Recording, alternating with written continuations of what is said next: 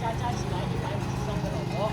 所以说呢，泰国有一个我们叫做马杀鸡，是按摩鸡的吧，就是从这个50环开始研究出来的。大家好，欢迎来到三叔的频道。吃完早饭，收拾好东西，上午10点半，我们用 Grab 打了一辆车，准备前往曼谷大皇宫。今天打车又是一位女司机，紫色的头发，样貌中性，很有个性，态度同样非常的友好。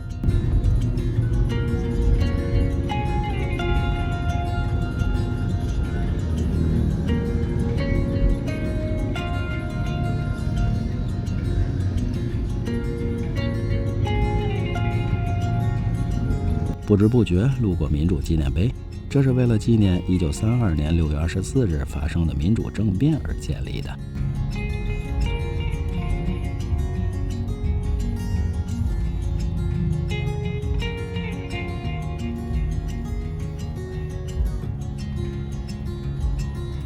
作为东南亚第2大城市的曼谷，最早的时候也是一个小渔村，直到在吞武里王朝兴起时，曼谷才逐渐形成了一些小集市和居民点。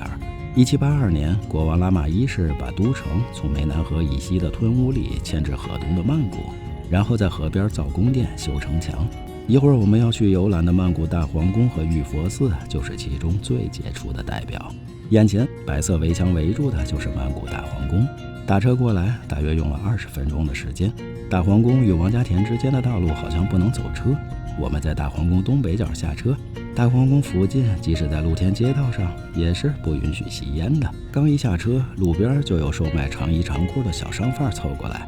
夏天曼谷本来就热，游客们大都穿着短裤游玩，但进入大皇宫有很多要求，其中一条就是不能穿短裤。小商贩看我穿的是短裤，然后跟我说不可以，随手让我购买他手中的花纹长裤，印象中好像要价200-300泰铢一条。小朋友们之前看过大皇宫的介绍，说是大皇宫门口有出租或者售卖长裤的，价格并没有那么贵。所以呢，不管他多用力说多少遍不可以，我也都没有再回头，直接向大皇宫的入口走去。大皇宫入口对面的路边有一排卖衣服裤子的小店，我正好在这挑了一条花花的肥裤子，这边不贵，才100泰铢一条，就当是买个纪念品吧。穿上肥大的花裤子，走进大皇宫入口，放眼望去，满眼都是各种各样的花裤子。今天曼谷的太阳真是够晒的，穿上裤子感觉更闷热了。不过也没办法，小朋友们倒是早有准备，都是穿着长裤来的。看看表，快中午11点了，跟着游客队伍往里走吧。听旁边经过的导游说，今天大皇宫的游客并不算多，排队买票的时候看上去人也确实不多，也可能是接近中午的缘故。毕竟早点来的话，或许不会这么晒这么热吧。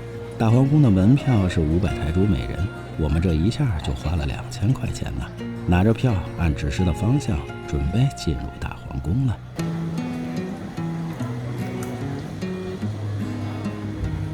其实大皇宫并不是单一的建筑，而是一系列壮美的暹罗式风格的皇宫建筑群，主要由4座独具特色的宫殿和一座玉佛寺组成。玉佛寺是游览大皇宫的起点。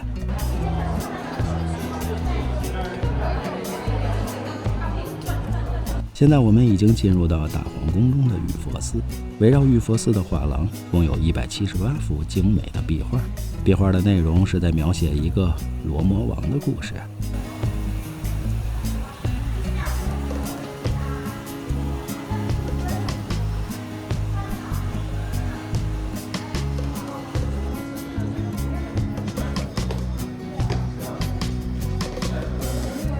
今天此时此刻游客还真不算多，但也有一种世界各地的游客蜂拥而至的感觉。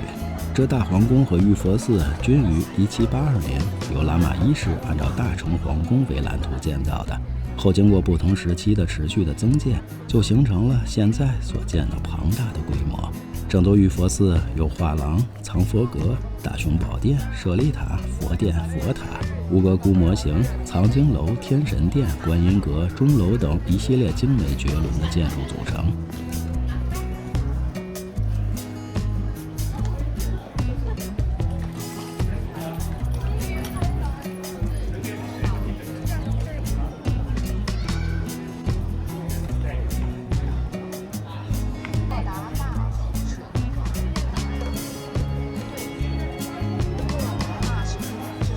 此时站在大平台上，可以将许多的建筑尽收眼底。这里的摩天宫殿建筑群中现存的古建筑，是1785年由拉玛一世所建立，原是国王临朝听政的地方，到拉玛4世时变成了国王的居所。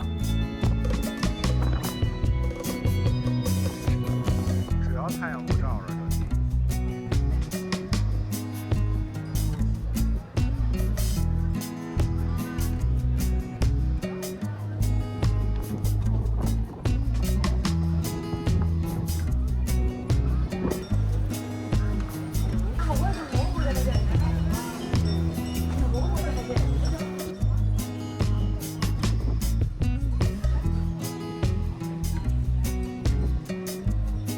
大皇宫又名大皇宫，位于曼谷市中心，紧靠湄南河，可以说是曼谷王朝的象征。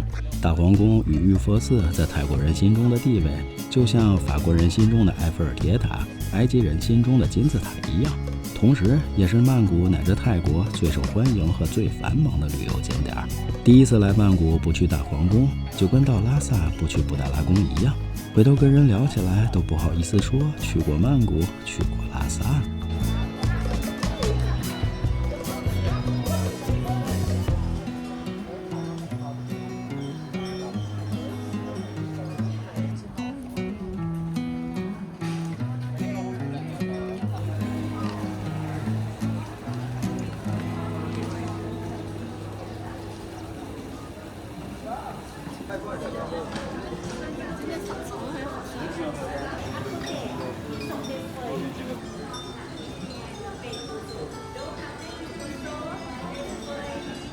玉佛寺被视为泰国的3大佛寺之一，游客入内必须衣着整齐，不得穿露出脚踝和肩膀的服饰，并依据参观方向参观。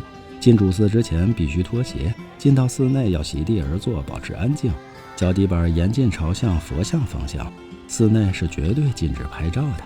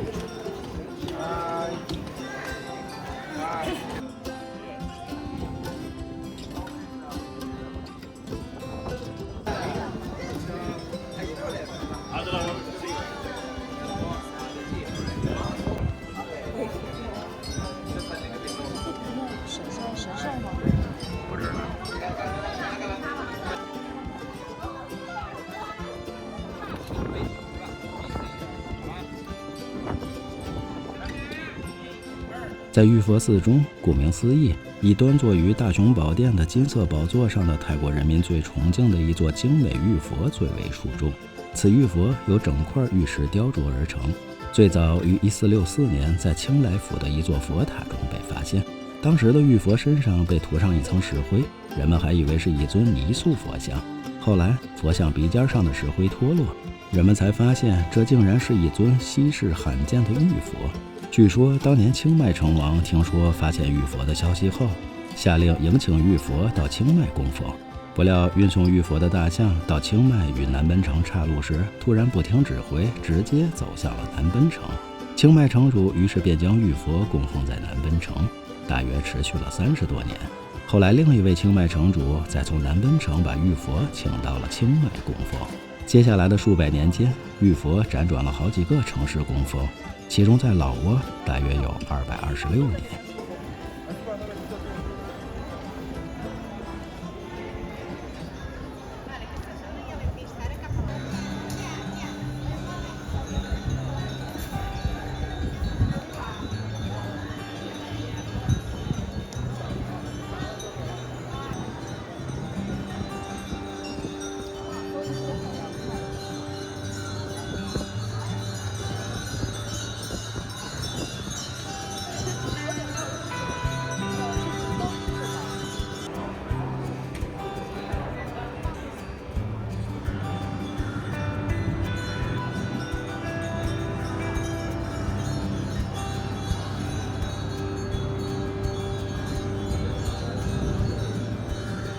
直到1778年，拉玛一世将玉佛从老挝夺回到泰国。当时玉佛先供奉在湄南河西岸现在的郑王庙中的黎明寺中，后来拉玛一世将泰国首都迁至河东曼谷之后，最终把玉佛请到玉佛寺内供奉，并沿袭至今。如今在每年3月、8月和11月，由国王亲自主持，为玉佛换上不同的金缕衣，象征季节的变换。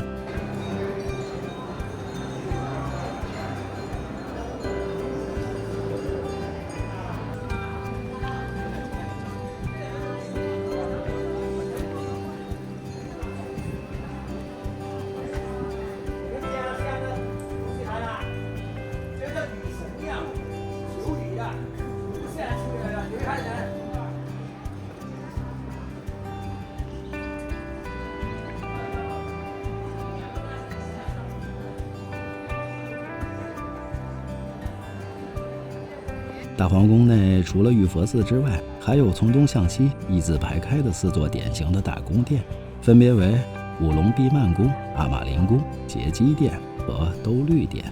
五龙毕曼宫就在玉佛寺的后面，是大皇宫中一座典型的欧式风格建筑，由拉玛5世在1903年给太子建造的。后来拉玛7世、拉玛8世和拉玛9世都曾在此宫殿居住。如今作为国家元首级国宾和皇室贵族的迎宾馆，因属于内廷的地方，一般不开放参观呢。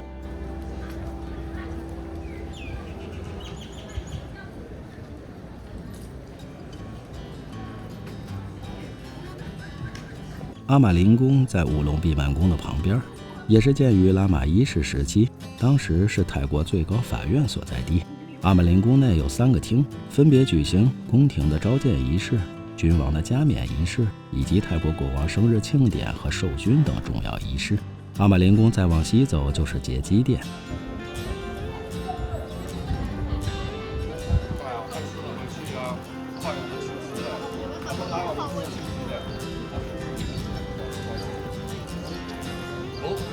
杰基殿是大皇宫里规模最大的皇殿，据说是国王举行就职大典的地方。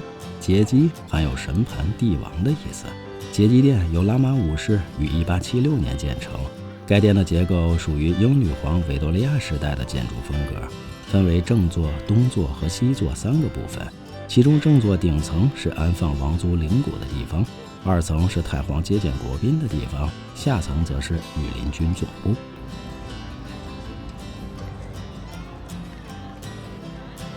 杰基殿的西面便是类似十字形的兜率殿，这是大皇宫内较早建造的皇殿，也是一座泰国传统建筑。现在主要作为国王、王后、太后等王室人物举行丧礼的地方。另外，如国王登基纪念日等也会在这里举行。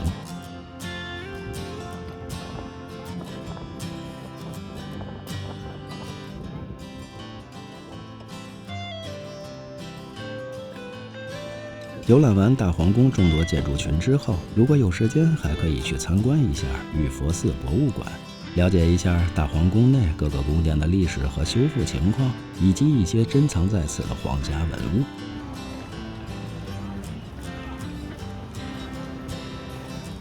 绕过博物馆，基本上就是大皇宫的出口了。这一路上经常能看到穿着好像警察制服的士兵。其实游客们来大皇宫游玩，还有可能会遇到身穿白色礼服的皇家卫队的卫兵，一般是可以与卫兵合影留念的。通常他们也是非常友善。从18世纪到20世纪中叶，大皇宫一直是暹罗王国的皇宫，泰国王室的居住地。1946年，泰国国王拉玛8世在宫中被刺之后，拉玛9世将王室搬到吉拉达宫。如今的大皇宫不再是皇室的住所，但象征泰国皇朝的宫殿依然存在，并且大都开放为旅游观光景点，让世界各地的游客领略和见证到了泰国王室历代的繁荣。有记载下来大概有48个，没有记载的加起来153个老婆。所以说呢，泰国有一个我们叫做马杀鸡，是按摩72拜，就是从这个50环开始研究出来的。上午11点到达大皇宫，不知不觉在大皇宫里逛了2个小时。现在出来正好是中午1点，路边好多人拿着类似画册的东西在卖。此时恰巧听到路过的导游说，下午公主要来大皇宫，从中午12点开始，大皇宫就不能进入了。不知道到底是什么情况。顶着大太阳逛完了大皇宫，小朋友们总结了一个经验，那就是尽量不要中午来大皇宫，因为脱了鞋之后踩在石板上会烫脚的。